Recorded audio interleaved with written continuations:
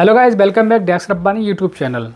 Guys आज जो मैं बात करूंगा शुगर के बारे में बात करूंगा, डायबिटीज़ के बारे में बात करूंगा, क्योंकि आजकल आप देख रहे हैं वजन बढ़ने लगता है, उसको शुगर होने लगती है, डायबिटीज़ होने लगती है। तो इसके बारे में बताऊंगा इसमें कौन सी टैबलेट को दिया जाता है और वो कैसे काम करती है, शुरुआती स्टेज की डायबिटीज़ क्या होती है, डायबिटीज़ को कैसे पहचान सकते हैं, कैसे टेस्ट होता है, कितने टाइप की डायबिटीज़ होती है, कितने टाइप की शुगर होती है। तो इस वीडियो में पूरा डिटेल में बताऊंगा गाइस। वीडियो को लास्ट से देखिएगा, लास्ट से देखेंगे तो आपको पूरी बात अच्छे से समझ में आ जाएगी। चलिए गाइस बिना देरी के शुरू करते हैं वीडियो। गाइस आज जो हम बात करें शुगर के बारे में बात कर रहे हैं, डायबिटीज़ के बारे में बात कर रहे हैं, इसकी मेडिसिन के बारे में बात कर रहे हैं।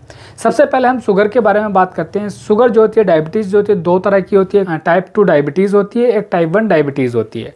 टाइप 2 डायबिटीज़ को डायबिटीज़ मेलाइटिस भी बोलते हैं। टाइप 2 की जो डायबिटीज़ होती है, इसमें क्या होता है, ब्लड में शुगर का लेवल बढ़ने लगता है, यानी ग्लूकोज का लेवल बढ़ने लगता है और इसमें इंसुलिन की सिक्रेशन जो बहुत कम हो जाता है, तो इसे टाइप 2 डायबिटीज़ कहते हैं, डायबिटीज़ मेलाइटिस भी कहते हैं। टाइप 1 डायबिटीज़ जो होती है, इसमें क्या होता है, आपके पैनक्रियास से बिल्कुल भी इंसुलिन सीक्रेट नहीं होता है, तो वो टाइप 1 होती है। ये इंसुलिन डिपेंडेंट होता है। यानी टाइप 1 डायबिटीज़ जो होती है, इसमें जो इंसुलिन देना पड़ता है, और टाइप 2 में जो आपको टैबलेट फॉर्म से या आपके डाइट मेंटेन करके उसको कंट्रोल किया जा सकता है। अब इसका अगर नॉर्मल रेंज की बात करें, डायबिटीज़ मतलब शुगर जो होता है, इसकी नॉर्मल रेंज क्या होती है। शुगर को 3 हिस्सों में डिवाइड किया गया है। एक तो शुगर फास्टिंग यानी खाली पेट पे चेक किया जाता है, एक खाना खाते ही चेक किया जाता है, एक खाना खाने के 2 से 3 घंटे के बाद में शुगर को चेक किया जाता है। अब इसकी जो नॉर्मल रेंज भी अलग अलग होती है। जैसे कि आपने खाली पेट अगर आप चेक करा रहे हैं, फास्टिंग में अगर शुगर चेक करा है, उसकी नॉर्मल रेंज होती है 80 से 100, यानी 80 से 100 mg पर डेसीलीटर के बीच में अगर आपकी रेंज आती है तो वो नॉर्मल होता है। खाना खाने के तुरंत बाद अगर आप चेक करें 170 से 200 के बीच में अगर रेंज आती है तो वो नॉर्मल होता है। और खाना खाने के 2 से 3 घंटे के बाद अगर चेक करें 120 से 140 के बीच में अगर रेंज आती है तो वो भी नॉर्मल होता है। अब जैसे प्री डायबिटिक क्या होता है, यानी शुगर की शुरुआती दौर कौन सा होता है, कैसे पहचाने। जैसे कि शुगर की आपको स्टार्टिंग हो रही है, डायबिटीज़ की मतलब आपको स्टार्टिंग हो रही है। जैसे कि अगर आप खाली पेट अगर चेक कराएंगे, फास्टिंग में अगर चेक कराएंगे 101 से अगर 125 के बीच में अगर रेंज आ रही है तो ये प्री डायबिटिक कहलाता है। प्री डायबिटिक कहलाता है, इम्पेयर्ड ग्लूकोज भी बोलते हैं इसको। मतलब ये क्या, ये शुरुआती दौर होता है। अगर खाली पेट अगर आप चेक कराएं, उसमें 101 से अगर 125 mg पर डेसीलीटर अगर आ रहा है, रेंज आ रही है, तब समझो प्री डायबिटिक है। और खाना खाने के बाद, खाना खाते ही तुरंत अगर आप चेक कराएं तो 190 से 230 के बीच में जो होती है, तब भी उसको प्री डायबिटिक बोलते हैं, शुगर की शुरुआती दौर बोला जाता है।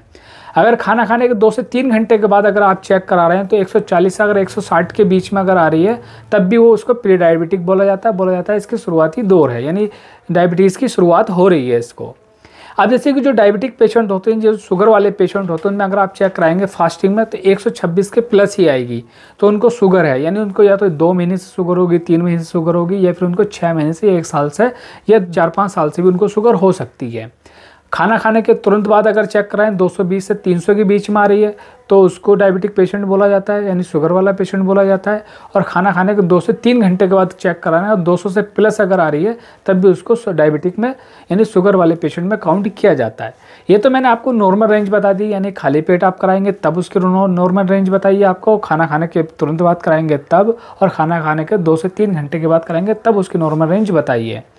अब ये कि अगर किसी के शुगर लेवल बढ़ जाता है बॉडी में, यानी बॉडी में ग्लूकोज का लेवल बढ़ जाता है, तो उससे उस समय क्या होता है, मेटफॉर्मिन टैबलेट को दिया जाता है। तो मेटफॉर्मिन अगर आप मार्केट में जाएंगे तो ग्लूकोनॉम SR 500 mg के नाम से मिल जाती है। इसके अंदर मेटफॉर्मिन जो 500 mg में होता है, और ये 33 रुपये का 15 टैबलेट का स्ट्रिप मिलता है।